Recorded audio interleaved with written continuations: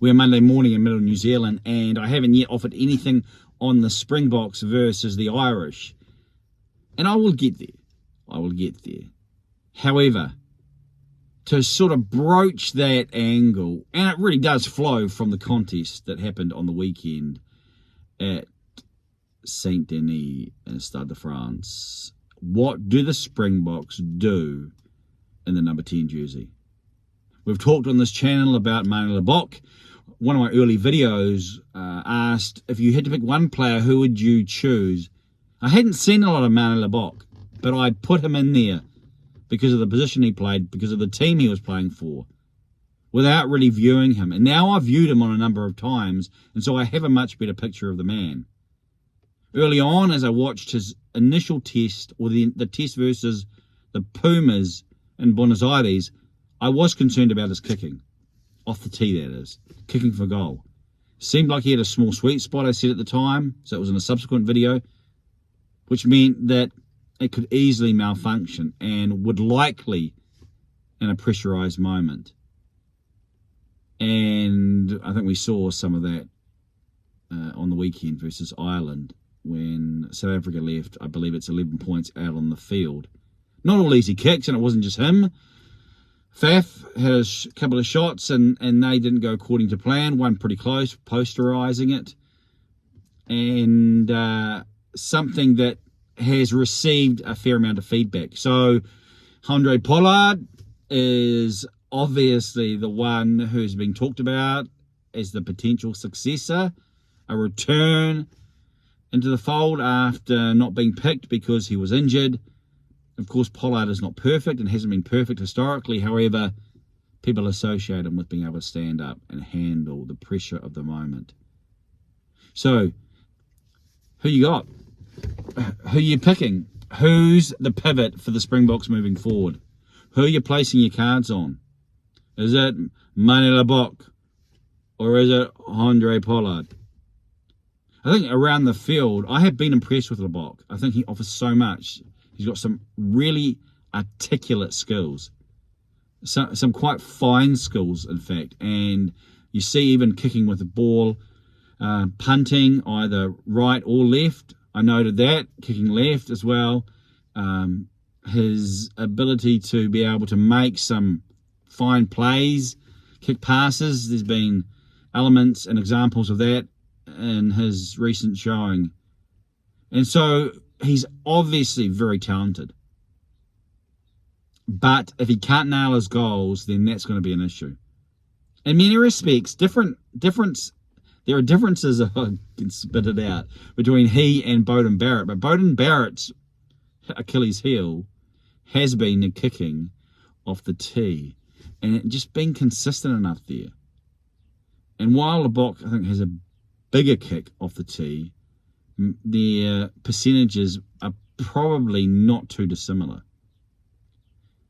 Can you win a Rugby World Cup when the person kicking goals is only nailing 6 or 7 out of 10 or 3 out of 6? Can the Springboks win a Rugby World Cup that way? That may be the question. And unlike maybe some other teams that are not looking to accumulate by threes as a really intentional philosophy,